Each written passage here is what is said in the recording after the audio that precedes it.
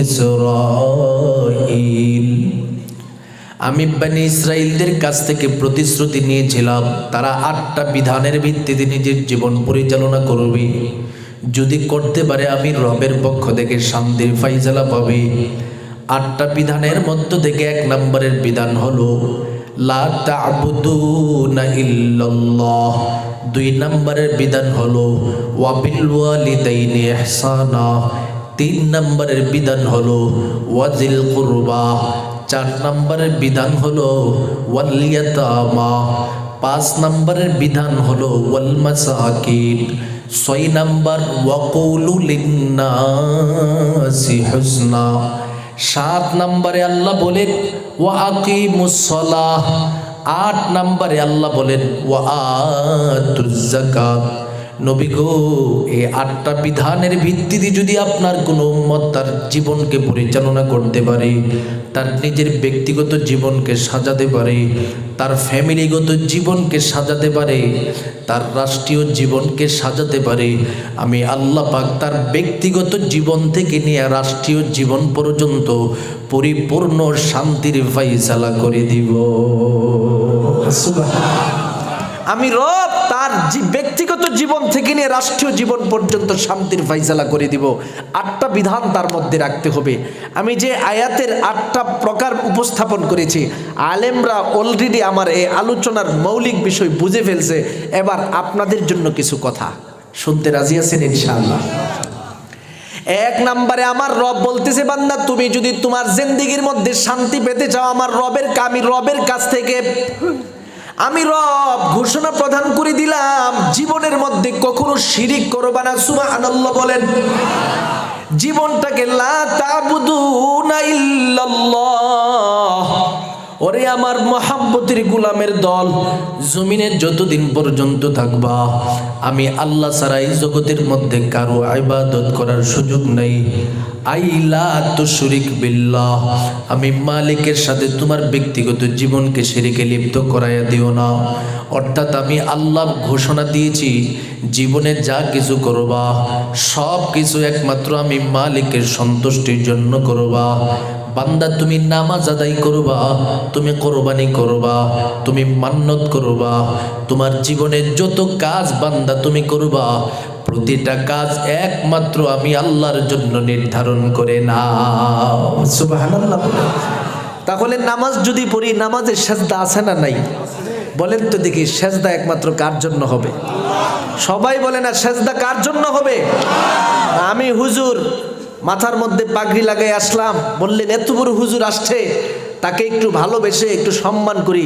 সম্মান করতে করতে আপনি এমন সীমা লঙ্ঘন করলেন, হুজুরের কদমে সেজদা দিলেন। বলেন তো দেখি, এটা কি মুমিনের চরিত্র হতে পারে? পৃথিবীতে যতই বড় সম্মানিত মানুষ হোক না কেন, সেজদা নেওয়ার অধিকার নাই। কথা কোন ঠিক কিনা? একটু আফতাবনগর এলাকার মুমিন আমার সম্মুখে জবানটা খুলে বলেন, আমাদের নবীর চেয়ে থেকে শ্রেষ্ঠ সম্মানিত দুনিয়াতে কেউ আছে? আবু মুসা আশআরী রাদিয়াল্লাহু তাআলা আনহু থেকে বর্ণিত, তিনি বলেন, একদিন আমি আমার নবীর নিকটে উপস্থিত হয়ে গেলাম। বললাম, ইয়া রাসূলুল্লাহ, ইয়ামান দেশের মধ্যে গিয়েছিলাম, সিরিয়াতে গিয়েছিলাম, গিয়ে দেখি বিভিন্ন মানুষ তাদের বাদশাদেরকে সম্মান করি। তাদের যেই সমস্ত আলেম সমাজ রয়েছে, খ্রিস্টান আলেম, ইহুদি আলেম, তাদেরকে প্রতিটা শ্রোতা সম্মান করি। কেমনে সম্মান করি নবী গো? আমি তাকায় দেখি তারা প্রতিটা মানুষ তাদের আলেমদের কদমে আইসা সেজদা দেয়। খ্রিস্টানরা সেজদা দেয়, ইহুদিরাও সেজদা দেয়। আমরাও চাই আপনি নবী যদি আমাদেরকে অনুমতি দেন, আপনি নবীর কদমের মধ্যে সম্মান আমরা সেজদার মাধ্যমে জানাবো। আমার নবী এবার বলেন, আমি নবীরে তোমরা সেজদা দিবা? ও সাহাবা ইকরামরা শুনো, আমি নবী যদি কাউকে সেজদার অনুমতি দিতাম, তাহলে আমারতুন নিসা, প্রতিটা নারীকে তার স্বামীর কদমের মধ্যে সেজদা দেওয়ার নির্দেশ দিতাম। সেজদা দেওয়া এটা মানুষের জন্য হারাম করা হয়েছে, মানুষের জন্য এটা শিরিক সাবেত করা হয়েছে। যার কারণে আমি নবীও নির্দেশ দেই না, কোনো স্ত্রীকে স্বামীর কদমে সেজদা দেওয়ারও নির্দেশ দেই না। সুবহানাল্লাহ। বলেন তো দেখি, তাহলে এই হাদিসের মাধ্যমে স্পষ্ট হয়ে যায় কোন মানুষের কদমে মানুষ সেজদা দিতে পারবে? সবাই বলে না দিতে পারবে। এখন মানুষ যদি মরে যায়, তার একটা মাজার বানানো হয়, মাজারের মধ্যে কি সেজদা দেওয়া যাবে? কবরের মধ্যে কি সেজদা দেওয়া যাবে? ও আল্লাহর বান্দা, আজকে আমরা আমাদের কপালরে চিনতে পারি নাই। আমরা কার কদমের মধ্যে সেজদা দেওয়ার জন্য আমাদের রব আমাদের কপাল বানায় দিছি। আল্লাহ যখন আমাদের মতো মানুষদেরকে পৃথিবীর জমিনের মধ্যে সৃষ্টি করবে, ফেরেশতাদেরকে নিয়ে একটা পরামর্শের মজলিস গঠন করা হলো। ওয়াইজ ক্বালা রাব্বুকা লিল মালাইকাতি ইন্নী জাইলুম ফিল আরদি খলিফা قالوا أتجعل فيها من يفسد فيها ويسفك الدماء ونحن نسبح بحمدك ونقدس لك قال إني أعلم ما لا تعلمون একটা জবানও বন্ধ রাখবেন না, জবানটা খুলে বলুন আল্লাহু আকবার। জুড়ে আওয়াজ দিয়া বলুন আল্লাহু আকবার। আমার রবের পক্ষ থেকে আফতাবনগরের মানুষের সম্মুখে ঘোষণা দিয়া দেয়, এরে আমার মহাব্বতের বান্দাদের দলেরা, সর্বপ্রথম তোমাদের মতো মানুষদেরকে বানানোর জন্য আমি রব সিদ্ধান্ত নিলাম। ফেরেশতাদেরকে বললাম, ও ফেরেশতারা একটু বলো, ইন্নী জাইলুম ফিল আরদি খলিফা, আমি আল্লাহ জমিনের মধ্যে খলিফা প্রেরণ করতে যাই, তোমরা কি বলো? ফেরেশতারা জবাবে বলে, আল্লাহ আতাজআলু ফিহা মান ইউফসিদু ফিহা, এমন জাতিকে আপনি পৃথিবীতে পাঠাবেন যারা মারামারি করবে, ফাসাদ সৃষ্টি করবে, ওয়ায়াসফিকুদ দিমা, রক্তপাত করবে, ওয়া নাহনু নুসাব্বিহু বিহামদিকা ওয়া নুকদ্দিসু লাক, ওগো মালিক, আমরা তো আপনার শুধু পবিত্রতা বর্ণনা করতেছি, অন্য কাউরে তো পৃথিবীর জমিনে বানানোর প্রয়োজন হয় না। আমার আল্লাহ বলেন, আমি মালিক যা জানি তোমরা তা জানো না। আল্লাহু আকবার বলেন। আমি রব যা জানি তোমরা তা জানো না। এবার বলে কি? তাহলে রব বানান আপনার সিদ্ধান্ত, বড় সিদ্ধান্ত। রব এবার প্রেরণ করে দিলেন ইসরাফিলকে, প্রেরণ করে দিলেন জিব্রাইলকে, প্রেরণ করে দিলেন মিকাইলকে, মাটি নিয়ে আসো। একজনও পারে নাই, কারণ মাটির পক্ষ থেকে কসম এসেছিল। এই কসমের ভয়ে তারা উপরে চলে যায়। মালাকুল মউতকে আমার রব পাঠায় দেয়। এবার আমার রবের নির্দেশ পায় মালাকুল মউত জমিনে আঘাত করলো, মাটি নিয়ে গেল। আমার রব নির্দেশ দিল, মাটি দিয়ে মানুষ বানাও। বানানো শুরু হয়ে গেল, পরিপূর্ণভাবে হাত বানানো হলো, শরীর বানানো হলো, পা বানানো হলো। এবার আমার রবের সামনে যখন মানুষ আদমকে উপস্থাপন করা হয়, আমার রব তার কুদরতি হাতে আদম নবীর কপালটাকে স্পর্শ করে দেয়। আল্লাহু আকবার। আদম নবীর কপালে আমার রবের পক্ষ থেকে স্পর্শ করে দেয়া কপালটাকে বড় সুন্দর করে দেয়।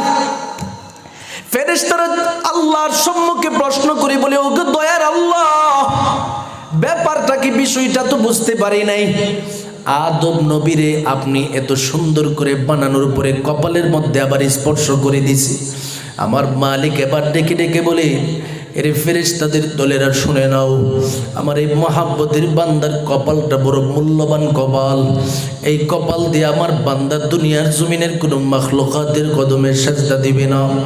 বান্দা যখন ফজরের আজানের আওয়াজ শুনতে পারবে, পাগলের মতো মসজিদমুখী হয়ে যাবে। জোহরের আজানের আওয়াজ শুনতে পারবে, পাগলের মতো মসজিদমুখী হয়ে যাবে। আসরের আজান শুনতে পারবে, পাগলের মতো মসজিদমুখী হয়ে যাবে।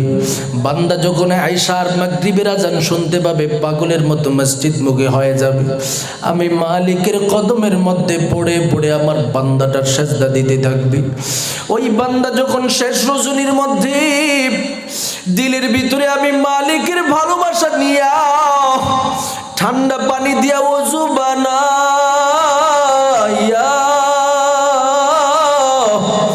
আমি মালিকের কদমের সম্মুখে হাজিরা দিবে আর সেজদার পর সেজদা দিতে থাকবি। এরে ফেরেশতাদের দল, আমার এই মহাব্বতের বান্দা যে প্রতিটা সেজদা আমি আল্লাহকে দিবি, যে জায়গাটা আমি মালিকের কুদরতি কদমে স্পর্শ করে দিবি, ওই জায়গাটার নাম হলো আমার বান্দার কপাল। সুতরাং এই কপালটাকে আমি আল্লাহ বান্দার জন্য দয়া করে মায়া করে আমি আল্লাহর নিজ কুদরতি হাতে বানায়া দিলাম। জবানটা খুলে বলুন আল্লাহু আকবার। ও আফতাবনগর এলাকার আল্লাহর বান্দাদের দল, এবার একটু চিন্তা করে দেখেন, যেই কপাল শুধুমাত্র আমার মালিকের কুদরতি কদমের মধ্যে সাজদা দেওয়ার জন্য বানানো হয়, আজকে সেই কপাল দিয়া ভণ্ড পীরের কদমের মধ্যে সমাজের মানুষ সেজদা দেয়, মাজারে যায় সেজদা দেয়। এরে কপাল পুরা ইমানদার, তুমি কি চিন্তা করে দেখো না, তুমি যখন সেজদার সম্মুখীন হয়ে যাবে, মাখলুকাতের কদমে সেজদা দিবা, যখন তোমার পীরের একটা চেয়ারকে সামনে রাখিয়া তুমি চিন্তা করো, পীর সাহেব দুনিয়াতে নাই, কি হলো, তিনি যেই চেয়ারের মধ্যে বসে থাকে এই চেয়ারের মধ্যে আমি সেজদা দিব, তিনি যেই খাটের মধ্যে ঘুমাইতো এই খাটের মধ্যে আমি সেজদা দিব।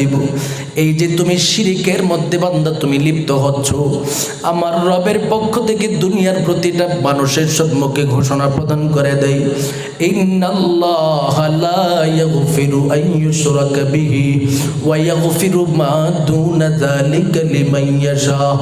ওরে আমার বান্দাদের দলেরা, দুনিয়াতে একটা মাত্র গুনাহ যাকে শিরিক বলা হয়, কারো মধ্যে যদি শিরিকের গুনাহ থাকে, লা ইয়াগফিরু আন ইউশরাকা বিহি, তার কোনো ক্ষমা আমি রবের কাছে হতে পারে না। ও আফতাবনগর এলাকার আল্লাহর মহাব্বতের বান্দাদের দলেরা, শুধু তার মধ্যেই তো সীমাবদ্ধ নই, আমার নবীরে যখন আমার আল্লাহ পাক দাওয়াত দিয়া সপ্তম আসমানের মধ্যে উঠায় নেই, আমার নবী আসার সময় আমার রবের পক্ষ থেকে 3টা উপহার দিয়েছিলেন। এই 3টা উপহার শুধু খাসভাবে আমাদের মতো উম্মতের জন্য নির্ধারণ করেছেন। সুবহানাল্লাহ। নবী গো, আমি রবের পক্ষ থেকে আপনাকে 1 নাম্বার উপহার, উতিয়া রাসূলুল্লাহ সাল্লাল্লাহু আলাইহি ওয়াসাল্লাম খামসা সালাত, আমি নবীরে আমার রব 5 ওয়াক্ত নামাজ দিছে। 2 নাম্বার ওয়া উতিয়া খাওয়াতিমু সূরাতুল বাকরা, সূরা বাকরার শেষ আয়াত আমি নবীরে দিছে। 3 নম্বরে আমার নবী বলেন, ওয়া গফিরা লিমান লা ইউশরিক বিল্লাহি মিন উম্মতিহি শাইআ। নবী গো, আপনাকে আমি রবের পক্ষ থেকে আরেকটা উপটৌকন দিচ্ছি, সেটা হলো আপনার উম্মতের মধ্য থেকে যদি শিরিক মুক্ত ইবাদত নিয়ে আমি রবের কাছে আগমন করতে পারে, গফিরা লিমান লা ইউশরিক বিল্লাহি মিন উম্মতিহি শাইআ, আমি রব আপনার কাছে উপহার হিসাবে প্রতিশ্রুতি দিয়ে দিলাম, তার জীবনের সমস্ত গুনাহ মাফ করে দিয়া জান্নাতি মুমিনের কাফেলার অন্তর্ভুক্ত করে দিব। শর্ত দিয়ে দিয়েছে, শিরিক করা যাবে না। ভাই সাবধান হতে হবে, সাবধান। দুনিয়াতে যারা হক্কানি পীর রয়েছে তাদের সাথে তাদের হাতে হাত রেখে আপনি সঠিকভাবে নিজের জীবন পরিচালনা করতে থাকেন, কোনো বাধা নাই রে বান্দা। আপনাকে যদি হক্কানি পীর নামাজের নির্দেশ দিয়ে মানতে থাকেন, নিজের জীবনটাকে পীরের প্রতিটা নির্দেশ মোতাবেক চলার চেষ্টা করতে থাকবেন, তবে এমন পীরের নির্দেশ মানা যাবে না যেই পীর আপনাকে শিরিক শেখাবে, যেই পীর আপনার বিবিকে বেপরদার ভিতরে ঢুকানোর চেষ্টা করবে। বর্তমান বাংলাদেশের মধ্যে ভণ্ড পীরের অভাব নাই রে বান্দা। যারা মরিদ পুরুষটারেও যেমন চায়, মরিদ পুরুষের বিবিরে পর্যন্ত চাই, কথা কোন ঠিক কিনা? মরিদ পুরুষ আছে, তার সাথে তো সম্পর্ক করতেছো, নামাজ দেখাইতেছো, রোজা দেখাইতেছো, হজ দেখাইতেছো, সব রাস্তা শিখাইতেছে। এবার নিজের মরিদ নেই, অর্থাৎ পুরুষের যে স্ত্রী আছে সেটাকে পর্যন্ত নিয়ে যায় পীরের কাছে, সেটাও বুরকা পরিধান করে না, বেপরদার সাথে পীরের সামনে যায়। আমি বলবো, যদি বেপরদার সাথে কোনো পীর আপনার সম্মুখে আগমন করে, তার মতো পাক্কা ভণ্ড সমাজে আর কেউ হতে পারে না, কথা কোন ঠিক কিনা?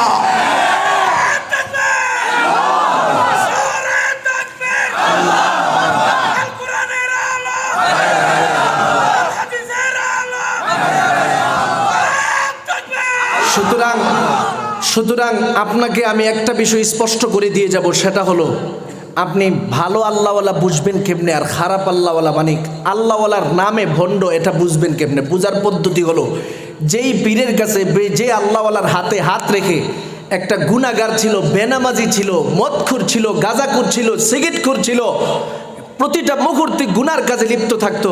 হঠাৎ করে একদিন আল্লাহওয়ালার সহবতে চলে গেল। জীবনে কোনোদিন পাঞ্জাবি পরে নাই, টুপি পরে নাই, পাগড়ি পরে নাই। আল্লাহওয়ালার সহবতে যেদিন গেছে 3 থেকে 4 দিন 5 দিন আল্লাহওয়ালার সহবতে অবস্থান করে তার জীবন পাল্টিয়ে গেছে। বুঝতে হবে তিনি হলেন খাঁটি আল্লাহওয়ালা। কথা কোন ঠিক কিনা?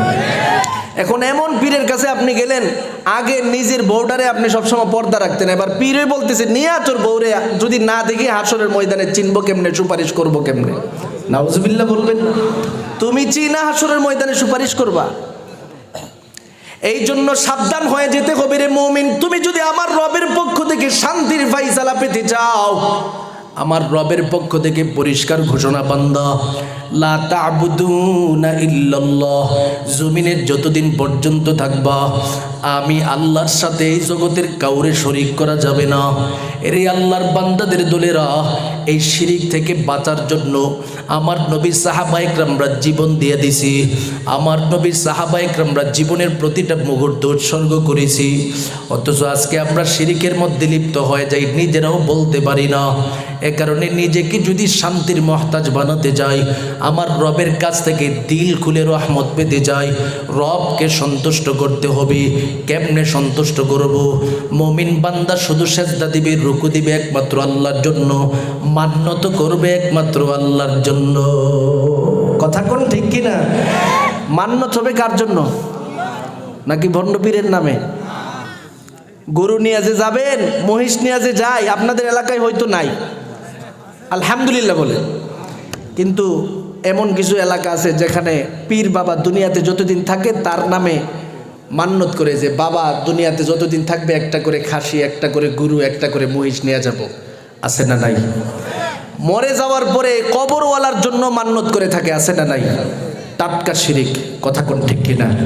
টাটকা শিরিক। মান্যত হবে একমাত্র কার জন্য?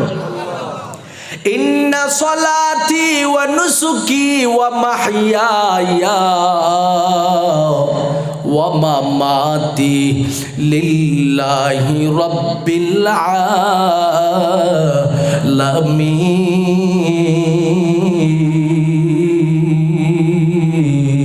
আলামিন।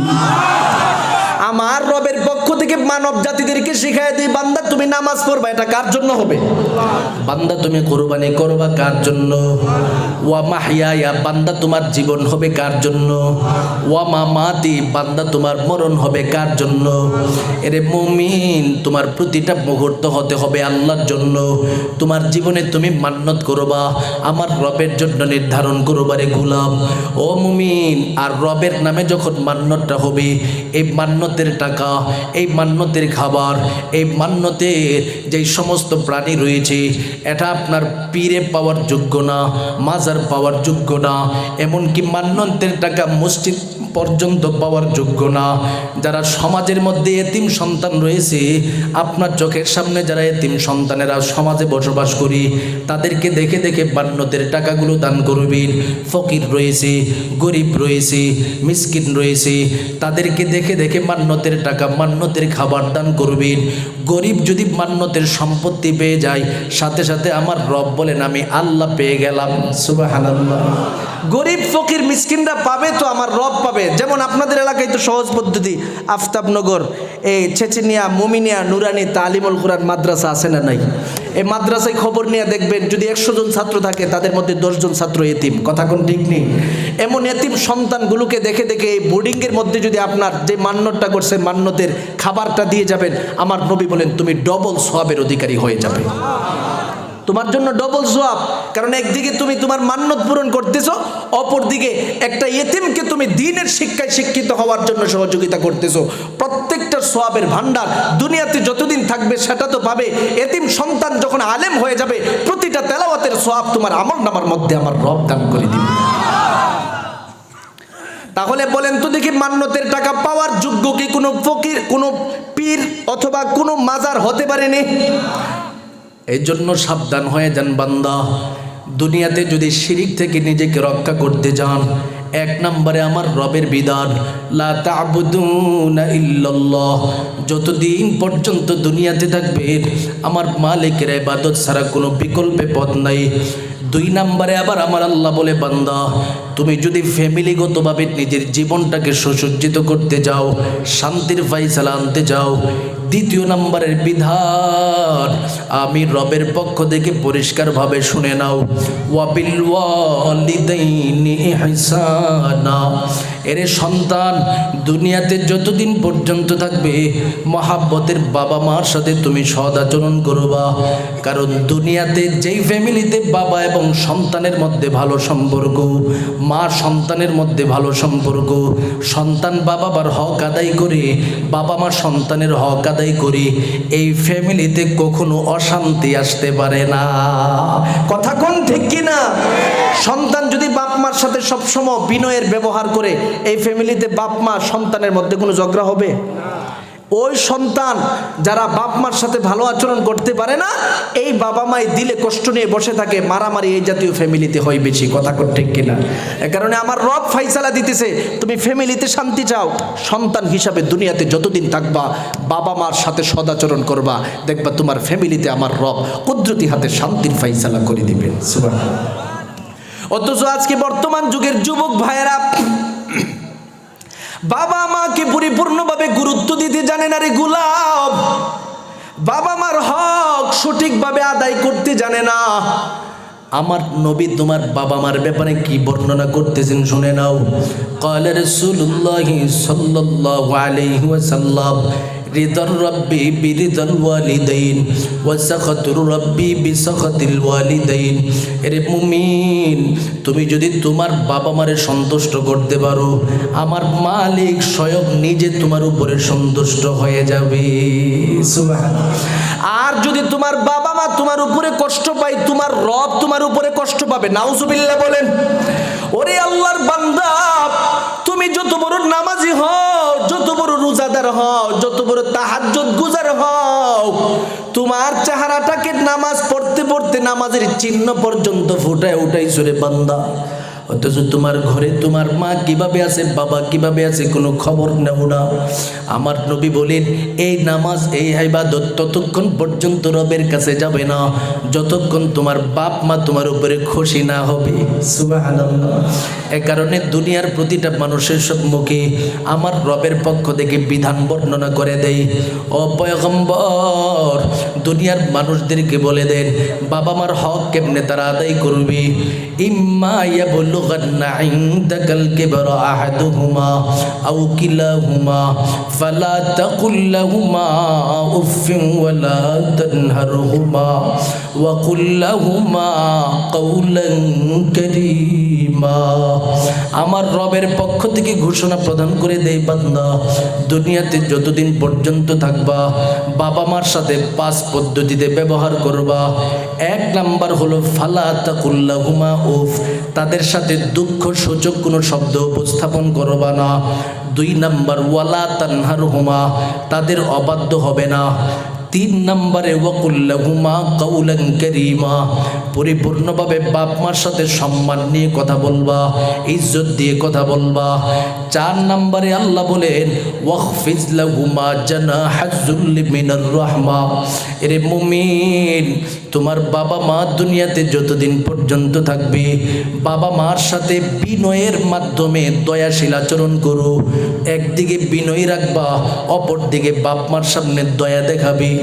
5 নাম্বার বাবা মার সাথে ভালো আচরণের পদ্ধতি হলো ওয়াকুর রাব্বির হামহুমা কামা রাব্বায়ানি সগীরা। ও আফতাবনগরের বাইরা সবাই একটু দিল খুলে দোয়া করেন। ওয়াকুর রাব্বির হামহুমা কামা রাব্বায়ানি সগীরা। আমার আল্লাহ শিখায় দেয়, বান্দা দুনিয়াতে বাবা মা যতদিন থাকবে তখনও বাবা মার সাথে সৎ আচরণের মৌলিক পদ্ধতি হলো তার জন্য বেশি বেশি করে দোয়া করবা। বাবা মা যখন দুনিয়া থেকে বিদায় হয়ে যাবে তখনও তুমি সন্তান বাবা মার জন্য দোয়া করবা।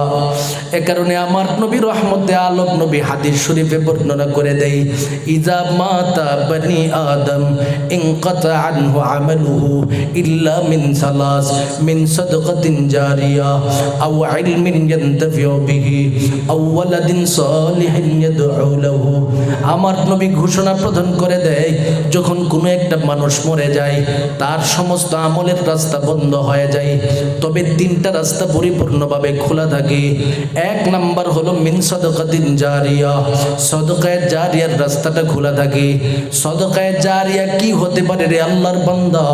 যেমন আপনি আফতাবনগর এলাকার মধ্যে আল্লাহ আপনাকে টাকা দিছে, সম্পত্তি দিছে, একটা মসজিদ নির্মাণ করে দিয়া গেলেন, একটা মাদ্রাসা বানায় দিয়া গেলেন, একটা স্কুল প্রতিষ্ঠা করে দিয়া গেলেন, অথবা জনকল্যাণমূলক কোনো কাজ প্রতিষ্ঠা করে দিয়া গেলেন। এই প্রতিষ্ঠানগুলো যতদিন পর্যন্ত থাকবে প্রতিটা মানুষ উপকৃত হবে। আপনার কবরে 24টা ঘন্টা তার সওয়াবের ভান্ডার যেতে থাকবে। সুবহানাল্লাহ। এজন্য আমি তো বলি, এই যে মুমিনিয়া নুরানি তালিমুল কুরআন মাদ্রাসা যারা প্রতিষ্ঠা করেছেন, যাদের 100 টাকার মতো সহযোগিতা এই মাদ্রাসার জন্য রয়েছে, তাদের মতো কল্যাণময় বান্দার কেউ হতে পারে না। কথা কোন ঠিক কিনা? কারণ এটা সাদাকায়ে জারিয়া, কবরে বসে থাকবেন। আর মাদ্রাসার মধ্যে ছাত্রগুলো তাহাজ্জুদের সময় আমার রবের দরবারে দাঁড়ায় যখন কোরআন তেলাওয়াত করে করে চোখের পানিগুলো টপ টপ করে ছেড়ে দিয়া কান্না করবে, প্রতিটা কান্নার সওয়াবের অংশ আপনি কবরে বসে বসে পাবেন। সুবহানাল্লাহ। মাদ্রাসার মধ্যে যাদের যাদের জায়গার উপরে মাদ্রাসাটা রয়েছে তাদের উপর কল্যাণ। আমার রব বলেন এই মাদ্রাসা যতদিন থাকবে ততদিন ওই বান্দার কবরে সওয়াবের ভান্ডার যেতে থাকবে।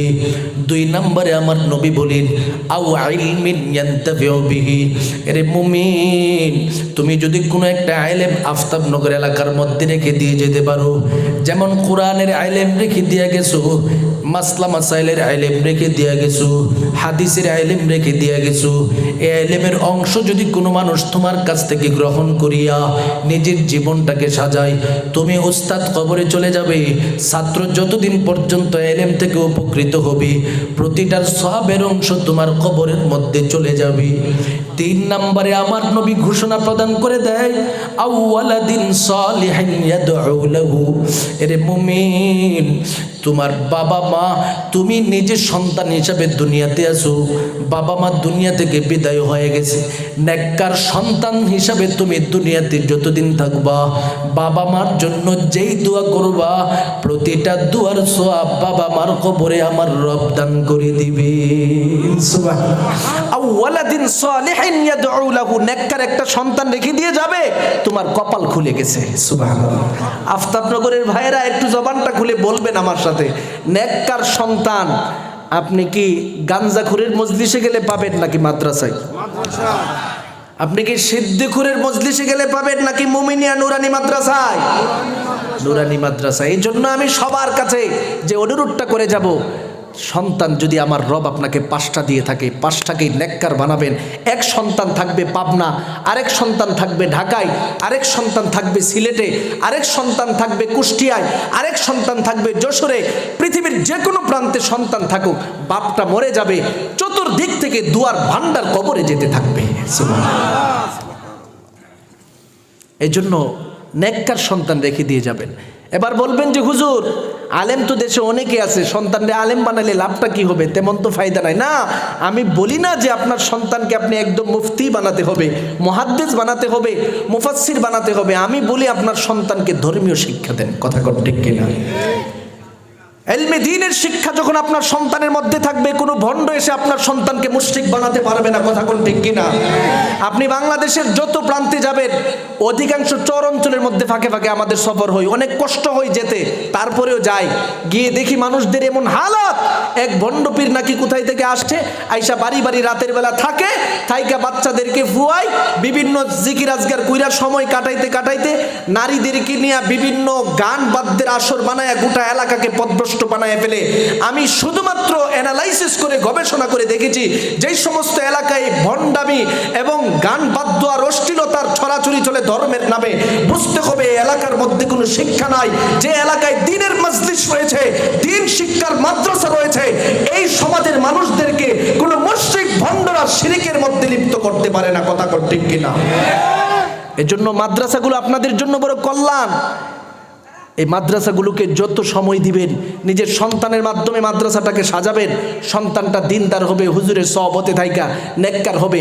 যতদিন এই সন্তান থাকবে আপনার কবরে সওয়াবের ভান্ডার যাবে। সুবহানাল্লাহ। অন্ততপক্ষে 4-5টা বছর পড়ায় দেখেন না, একটা সন্তান জানাজার নামাজ পড়াতে পারবে। কথা কোন ঠিক নেই?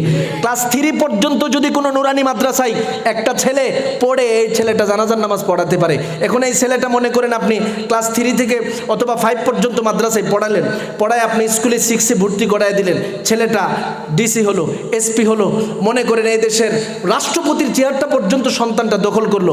বলেন তো দেখি, সূচনায় যে কোরআনটা শিখাইছেন, কোরআনটা ভুলবে? সবাই বলে না ভুলবে?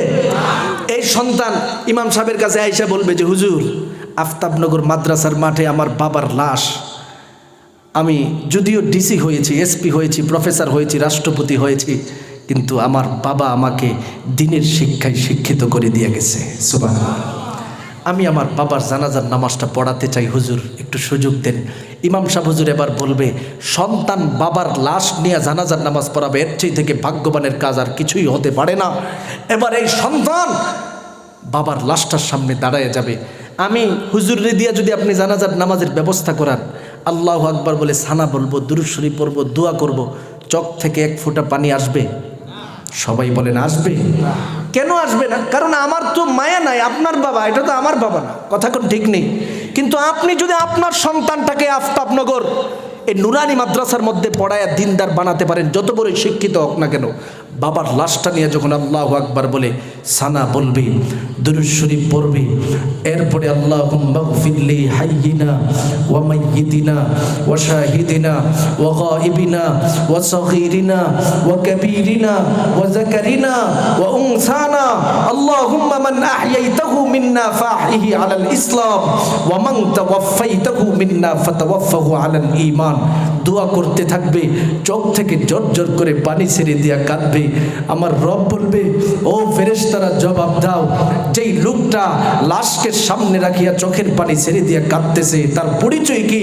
ফেরেশতারা বলবে, আল্লাহ, এটাই তো লাশের সন্তান। আমার রব বলবে, যেই লাশ তার সন্তানকে দিন শিখায়া তার মৌলিক হক আদায় করতে পারে, এই বাবা কখনো গুনাহগার হতে পারে না। সন্তানের চোখের পানির ওসিলা দিয়া আমি রব ওই বাবাকে ইল্লিনের মুখোমুখি করে জান্নাতি মুমিনের কাফেলার অন্তর্ভুক্ত করে দিলাম। আমার রব পারে কি পারে না? সন্তানের হক আদায় করলেই না আপনি একটা সুযোগ পাবেন। এখন সন্তানরে আপনি গাঁজাখুর বানাইছেন, মদখুর বানাইছেন, সিগারেটখুর বানাইছেন, মসজিদের সামনে দিয়ে আজান হয় আর সে মুখের মধ্যে সিগারেট লাগায়া আবার লুঙ্গিটাকে উপরের দিকে উঠায়া সামনের দিকে যায়, মসজিদের দিকে ফিরাও তাকায় না। এই সন্তান বাপ মার জন্য দোয়া করার সুযোগ আছে? এজন্য আমি সবার কাছে যে অনুরোধটা করব, মাদ্রাসার মধ্যে সন্তানকে দিবেন, দিনদার বানাবেন। আওয়ালাদিন সালিহিন ইয়াদউ লাহু, আমার নবী বলেন নেককার সন্তান দোয়া করবে, বাপ মা কবরে বসে বসে, চেয়ারের মধ্যে বসে বসে বাপ মা সওয়াবের ভান্ডার পাবে। সুবহানাল্লাহ। এই জন্য আমার তেলাওয়াতকৃত আয়াতের মধ্যে রবের পক্ষ থেকে 8টা বিধান বর্ণনা করেছেন। 1 নাম্বার, বান্দা, আমি রবের সাথে জমিনের মধ্যে কাউরে শরীক করা যাবে না, অর্থাৎ আমি আল্লাহ ছাড়া এই জগতে কারো ইবাদত করা যাবে না। দুনিয়াতে যতদিন থাকবা শুধু আমি রবের ইবাদতের মাধ্যমে জীবন সাজাও। 2 নাম্বারে, ওয়াবিল ওয়ালিদাইনি ইহসানা, মহাব্বতের বাবা মার সাথে তুমি সদাচরণ করো, বাবা মার দোয়া নাও, বাবা মার যত দোয়া নিবা সেটাই আমার রবের কাছে কবুল। 3 নাম্বারে, আমার রবের পক্ষ থেকে ঘোষণা দেই, বান্দা, তুমি যদি সামাজিকভাবে শান্তি পেতে চাও, ওয়াজিল কুরবা, আত্মীয় স্বজনের সাথে তুমি ভালো আচরণ করো, আত্মীয়তার সম্পর্ক ভালো রাখো, ভাই ভাইয়ের সাথে ভালো আচরণ করো, ভাই বোনের সাথে ভালো আচরণ করো, রক্তিক সম্পর্ক যারা রয়েছে তাদের সাথে ভালো আচরণ করো। জীবনে কখনো রক্তের সম্পর্কের বোন ভাইকে বিচ্ছেদ করবা না। ক্বালা রাসূলুল্লাহি সাল্লাল্লাহু আলাইহি ওয়াসাল্লাম, লা ইয়াদখুলুল জান্নাতা কাতি' আই কাতিউর রাহিম। আমার নবী ঘোষণা প্রদান করে দেয়, বান্দা জান্নাতের ভিতরে প্রবেশ করতে পারবে না যারা যারা কাতে রেহেম তথা আত্মীয়তা বিচ্ছিন্নকারীদের অন্তর্ভুক্ত হয়ে যায়। ও আফতাবনগর এলাকার আল্লাহর মহাব্বতের বান্দাদের দল, দুনিয়াতে যতদিন পর্যন্ত থাকব মহাব্বতের আত্মীয় স্বজনকে বিচ্ছেদ করবা না। বাবা সন্তানকে কখনো বিচ্ছিন্ন করার সুযোগ নেই, সন্তান বাবারে বিচ্ছিন্ন করার সুযোগ নেই, আপন ভাই ভাইকে কখনো বিচ্ছিন্ন করার সুযোগ নেই। যদি তুমি বিচ্ছিন্ন করে ফেলো তোমার জন্য জান্নাত হারাম হয়ে যাবে। এই জন্য দুনিয়াতে যতদিন থাকবো আপন রক্তের ভাই বেরাদর চাচা ফুফু তাদের সাথে ভালো সম্পর্ক রাখবো, খালার সাথে ভালো সম্পর্ক রাখবো। 4 নম্বরে আমার রবের পক্ষ থেকে শিখায় দেই বান্দা, দুনিয়াতে যদি আমি রবের পক্ষ থেকে তুমি শান্তির ফায়সালা পেতে যাও, ওয়াল ইয়াতামা মুমিন রে ইয়েতিমদের সাথে তুমি সৎ আচরণ করো। তোমার আশেপাশে ডানে বামে সামনে পিছনে বড় আত্মীয় স্বজনের মধ্যে যদি কোনো এতিম সন্তান থাকে তাদের সাথে ভালো আচরণ করো, এতিমদেরকে কষ্ট দিবা না। ফা আম্মাল ইয়াতীমা ফালা তাকহার, আমার রব ঘোষণা প্রদান করে দেই তোমার সামনে যদি কোনো এতিম সন্তান থাকে তার ব্যাপারে তুমি কঠোর হয়ে যাও না। ও বান্দা, তোমার কাছে যদি কোনো এতিমের সম্পদ থাকে এই সম্পত্তি সমূহকে লণ্ঠন করে দিও না, নিজে খায়া ফেলিও না, এতিমের সম্পদ এতিমকে ফেরত দাও। ওয়া আতুল ইয়াতামা আমওয়ালাহুম, যদি তুমি চাচা হয়ে থাকো চাচা তোমার ভাতিজার সম্পদকে তুমি ফিরিয়ে দাও। যদি তুমি এতিমের মামা হয়ে থাকো তোমার এতিম ভাগিনার সম্পত্তিগুলো তুমি ফিরিয়ে দাও। অথচ বর্তমান যুগের অবস্থা হলো সন্তান এতিম হয়ে গেল, ভাতিজার দিকে তাকায় তাকায় চাচা চিন্তা করে দেখি এই সন্তানের বাবার যত সম্পত্তি এইগুলো আমার নামে লিপিবদ্ধ করা যায় কিনা। কথা কোন ঠিক কিনা? ভাতিজাটা বড় হয়ে যাইতেছে, ছোট অবস্থায় দেখি বিভিন্ন ফুসলাইয়া টুসলাইয়া আমার নামে নিয়ে আনা যায়। এই জাতীয় সিদ্ধান্ত লেনেওয়ালা বান্দা সমাজে আছে না নাই? কিছু বোন মারা যায় দেখবেন ভাইগনা দুনিয়াতে আছে এতিম, এখন বোনের সম্পদটাকে কিভাবে ভাইগনার কাছ থেকে নিজের নামে নিবে বিভিন্ন প্রকারের ষড়যন্ত্র করে নিজের নামে লিপিবদ্ধ করার চেষ্টা করে সমাজে আছে না নাই? আমার রব বলেন আল্লাযীনা ইয়াকুলুনা আমওয়ালাল ইয়াতামা যুলমা ইন্নামা ইয়াকুলুনা ফি বুতুনিহিম নারা। ও জালেম শুনে নাও, যদি তুমি অন্যায়ভাবে তোমার ভাতিজার সম্পদ, তোমার ভাগিনার সম্পদ, এতিম ভাতিজা এতিম ভাগিনার সম্পত্তি সমূহ তোমার নিজের নামে লিপিবদ্ধ করে অল্প থেকে স্বল্প পরিমাণেও যদি তুমি খেয়ে থাকো, তুমি যেন সম্পত্তি খাও নাই, তুমি আগুন খেয়েছো, আগুন খেয়েছো। ইন্নামা ইয়াকুলুনা ফি বুতুনিহিম নারা, তোমার পেটের ভিতরে আগুন ঢুকেছে। হাসরের ময়দানে হাজার হাজার কোটি কোটি মানুষের সম্মুখে হাঁটবে, মানুষেরা তাকায় দেখবে পেটের ভিতরে আগুন ধরতেছে আর চিৎকার করতেছে। এবার ডানে বামে সামনে পিছনে লোকেরা বলবে ওই তোরে মিয়া সাহেব তো তিনি যাকে আমরা এত সম্মান করতাম, সে তো এতিমের সম্পদ মাইরা খাইছে গোপনে গোপনে, যার কারণে পেটের মধ্যে আগুন ধরতেছে। নাউজুবিল্লাহ বলে। তাহলে বলেন তো দেখি এতিমের সম্পদ লুণ্ঠন করা যাবে না? মুসলমান সন্তান কখনো এতিমের সম্পদের দিকে খারাপ নজর দিতে পারে না, বরং এতিমকে তুমি লালন পালন করো। আমার নবী রহমতে আলম নবী হাদিস শরীফে ঘোষণা প্রদান করে দেয়, ক্বালা রাসূলুল্লাহ সাল্লাল্লাহু আলাইহি ওয়াসাল্লাম আনা ওয়া কাফিলুল ইয়াতীমি ফিল জান্নাতি হাকাযা। ও আফতাবনগর এলাকার আল্লাহর বান্দাদের দলেরা, আমার নবী যেইভাবে 2টা আঙ্গুল উঁচু করে সাহাবা একরামের সামনে দেখায়, ও সাহাবা একরামরা শুনে নাও, এই যে 2টা আঙ্গুল আমার কাছে তোমরা যে দেখতে পাচ্ছ কাছে নাকি দূরে? সাহাবীরা বলে ইয়া রাসূলুল্লাহ অনেক কাছে। নবী আমার বলেন কাফিলুল ইয়াতীমি ফিল জান্নাতি হাকাযা, আমি এবং এতিম সন্তানকে যারা লালন পালন করবে তারা যখন হাসরের ময়দানে আমি নবীর সাথে সাক্ষাৎ হয়ে যাবে জান্নাতি মুমিনের কাফেলার ভিতরে, তারা এই 2টা আঙ্গুলের মতো আমি নবীর কাছে থাকবে। সুবহানাল্লাহ, তারা আমি নবীর কাছে থাকবে। এই জন্য আফতাবনগরের উম্মত, তোমরা আমি নবীর কাছ থেকে হাজার হাজার কিলোমিটার দূরে হতে পারো, লক্ষ লক্ষ কিলোমিটার দূরে হতে পারো, তোমরা যে আমি নবীর আদেশ মোতাবেক একটা এতিমকে লালন পালন করেছো, আমি নবী তোমাকে কাছের জায়গাটা ব্যবস্থা করে দিব। এই জন্য দুনিয়াতে মুমিন বান্দা যতদিন পর্যন্ত থাকবে রে গোলাম, এতিমদেরকে কখনো কষ্ট দেওয়ার সুযোগ নাই। এতিমকে ভালোবাসবে, এতিমকে মহাব্বত করবে। আমার নবী রহমতে আলম নবী হাদিস শরীফের মধ্যে বলে দেয়, এরে উম্মতের দলেরা, যদি তুমি কোনো একটা এতিম সন্তান পাও, তাদের কপালের মধ্যে হাতটা বুলায় দাও, তাদের মাথার মধ্যে হাত বুলায় দাও। তোমার এলাকার যে মাদ্রাসা রয়েছে সেখানে যদি কোনো এতিম সন্তান থাকে, ডাকিয়া আনো, কাছে আনিয়া তার মাথার মধ্যে হাতটা বুলায় দাও। আমার নবী বলেন, এতিমের মাথার মধ্যে যেই পরিমাণে চুল রয়েছে সেই পরিমাণে সওয়াব তোমার আমল নামার মধ্যে সাথে সাথে এড হয়ে যাবে। সুবহানাল্লাহ বলবেন না? সাথে সাথে আমল নামায় সওয়াবের ভান্ডার জমে যাবে। এই জন্য আমার নবীজি দুনিয়ার সমস্ত উম্মতের সম্মুখে বলেছেন, এতিমদেরকে কষ্ট দেওয়া যাবে না। এতিমদেরকে যদি কষ্ট দেওয়া হয়, আর এক হাদিসে আসছে, তুমি যেন আমি নবীরে কষ্ট দিছ। নাউজুবিল্লাহ বলবেন না? এই নবীর উম্মতেরা কখনো কষ্ট দিতে পারে? কেন এই কথাটা বলছে জানেন? আমার নবীর মতো এতিম পৃথিবীতে কেউ ছিল না। কথা কোন ঠিক কিনা? আমার নবী রহমতে আলম নবী কি পরিমাণে এতিম ছিল, এরে মুমিন সংক্ষিপ্তভাবে আপনাদের সম্মুখে কথাটা উপস্থাপন করে আলোচনার শেষ দিকে নিয়ে যাব। আমার নবী যখন ছোট মানুষ হয়, 6 বৎসর বয়স মাত্র, ঠিক এই মুহূর্তের মধ্যে মহাব্বতের মা একদিন তাকায় দেখে সন্তান চোখের পানি ছেড়ে দিয়ে কান্না করতেছে। আমার নবী আবার ডেকে ডেকে বলেন, মা গো, আমি আমার বন্ধুদের দিকে তাকায় তাকায় দেখি, তারা তাদের বাবাদেরকে দেখতে পাই, তাদের বাবারা সন্তানদেরকে গালে আইসা চুমু খাই, কত আদর করি। ওরে মা, আমার মহাব্বতের বাবা কোথায়? আমি তো আমার বাবারে কোনোদিন দেখতে পাই না। আমার নবীর মা সন্তানের কথাটা শুনে সহ্য করতে পারে না রে গোলাম। এবার সন্তানকে ডেকে ডেকে বলেন, তোমার বাবা মদিনা নগরীর কবরস্থানের মধ্যে ঘুমন্ত আছে। আমার নবী রহমতে আলম নবী আবার মায়ের দিকে তাকায় তাকায় বলে, মা গো, বাবার কবরে একটু যেতে যাই। এবার মা সন্তানকে নিয়ে বাবার কবরের দিকে রওনা হয়ে গেল।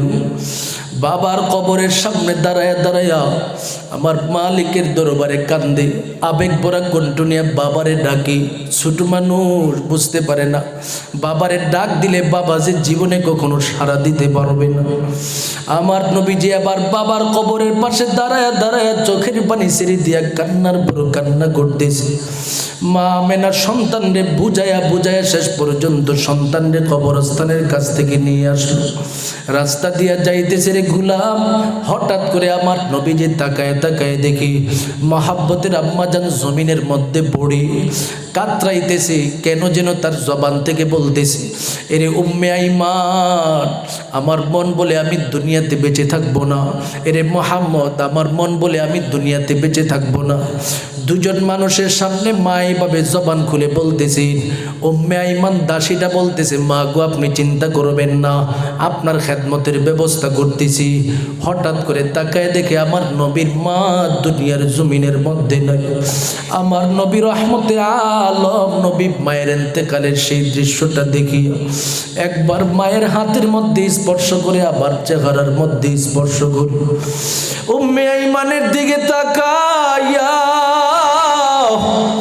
ডেকে ডেকে বলেন, রে উম্মে আইমান, আমার মা এতক্ষণ পর্যন্ত আমার সাথে কত সুন্দর ভাষায় কথা বলল, অথচ আমার মা এখন জবানটা বন্ধ হয়ে যায়। আমার নবী ছোট মানুষ বুঝতে পারে না, আমার জীবনে আমার নবীর সাথে কথা বলতে পারবে না রে গোলাম। আমার নবী